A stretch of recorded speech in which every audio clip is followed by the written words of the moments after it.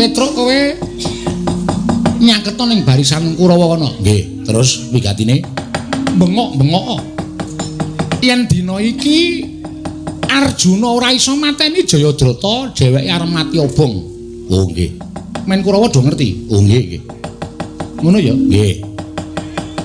Wis mangkat. Nggih. Ayo, Gong. Yo. Nek dina iki Tirtanata ora mati saka Ndara Janaka arep mati obong. Aja kuwalik. Ora. Iki serius iki ora nggo guyon. Ora. Mangkat to. Oh, bengok saka mriki wae iso kok. Ya wis bengok saka kene ora apa-apa. Wis ya? Nggih.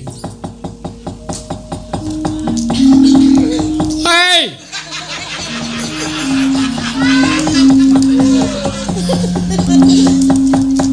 Ndara Janaka sumpah. Nek Ndara Janaka sedina iki ora iso mateni Ndara Tirtanata, arep mati obong, ya Kang ya. Heeh. Nek Ndara Janaka ora iso mateni sapa jenenge? Ayo. Anu Tirtanata. Ndara Tirtanata arep mati. Iya kowe. Ndara Janaka arep mati obong. Ngumuman mugi dadosaken kawigatosanipun para jere-jere. Lajeng bejang-ejang Minggu tanggal 17 sedaya kerja bakti ngresiki selokanipun piyambak-piyambak. Awit kagem liwat Ndara Tirtanata. Goblok.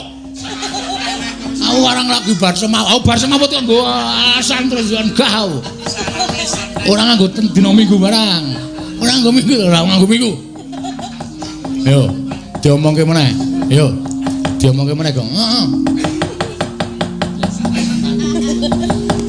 Nuwun pangapunten ing sakalangkung kathah para Seta Kurawa menika wonten sumpah ingkang dipun ngendikaken dening Ndara sapa Kang?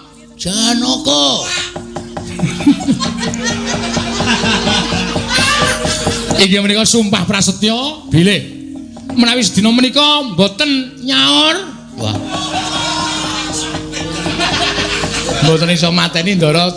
Mboten iso mateni Ndara Tirtanata berarti anakipun 12%. Oh, kaya tusia kowe nganake 12%.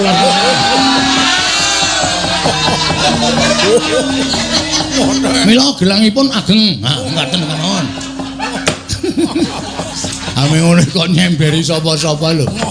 Ngoten mawon mugi ndadosna ingkang